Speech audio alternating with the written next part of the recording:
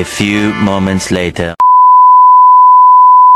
Assalamualaikum warahmatullahi wabarakatuh. Perkenalkan, nama saya Juni Bunga Pratiwi dengan NIM 2404 6220 11003 dari Prodi S1 Akuntansi Fakultas Sosial dan Humaniora Universitas Muhammad Nasir Bukit Tinggi.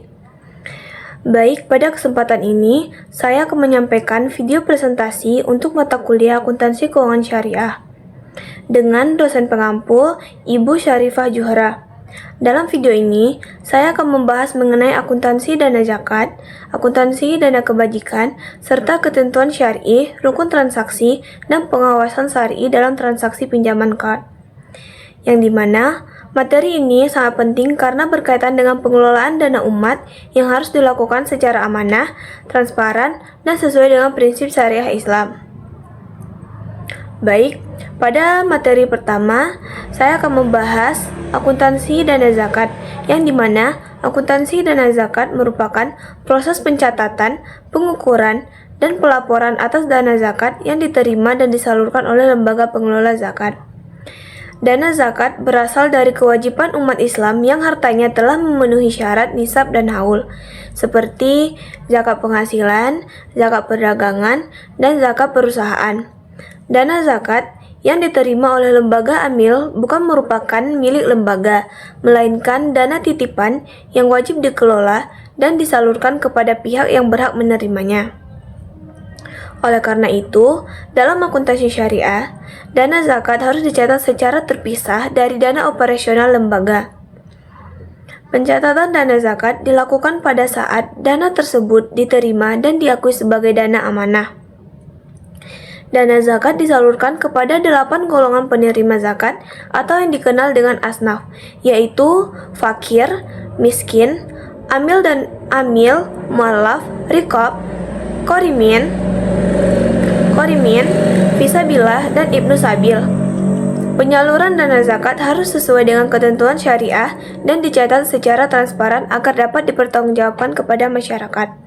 Dengan adanya akuntansi dan zakat, diharapkan pengelola zakat dapat dilakukan secara tertib, akuntabel, dan meningkatkan kepercayaan publik.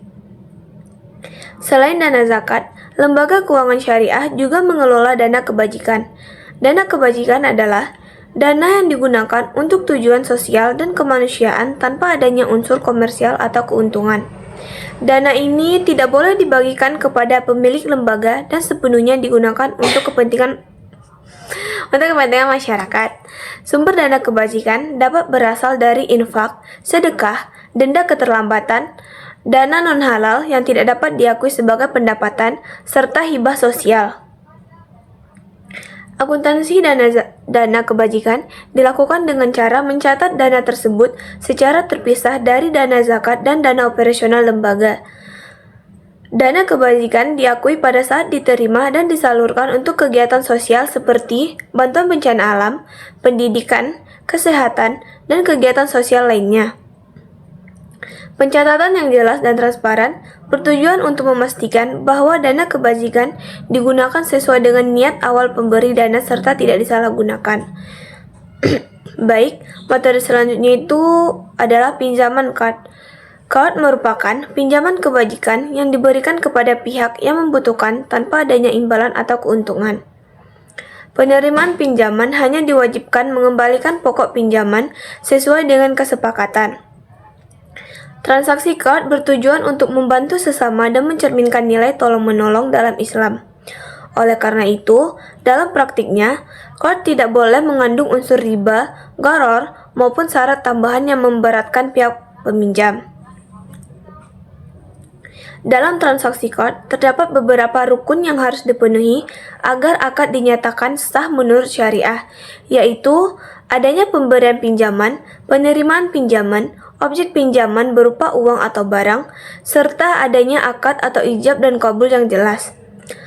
Apabila salah satu rukun tersebut tidak terpenuhi, maka akad card dianggap tidak sah. Selain itu, transaksi card juga harus memenuhi ketentuan syar'i yang berlaku agar tidak menyimpang dari prinsip Islam. Pengawasan syar'i dalam transaksi card dan pengelolaan dana syariah dilakukan oleh Dewan Pengawasan Syariah. Dewan ini bertugas untuk memastikan bahwa seluruh kegiatan dan transaksi lembaga keuangan syariah telah sesuai dengan prinsip-prinsip syariah Islam. Pengawasan ini mencakup akad, pencatatan akuntansi, hingga pelaporan keuangan, sehingga tidak terjadi praktik yang bertentangan dengan ketentuan syariah. Jadi, dapat disimpulkan bahwa akuntansi dana zakat dan dana kebajikan memiliki peran penting dalam menjaga amanah pengelolaan dana umat. Sementara transaksi kard menjadi salah satu bentuk nyata penerapan nilai sosial dan keadilan dalam Islam. Dengan penerapan akuntansi syariah yang baik serta pengawasan syar'i yang ketat, dan diharapkan lembaga keuangan syariah mampu memberikan manfaat yang besar bagi masyarakat dan tetap berpegang teguh pada prinsip-prinsip Islam. Baik, hanya segitu yang dapat saya sampaikan. Saya sudah dengan Assalamualaikum warahmatullahi wabarakatuh.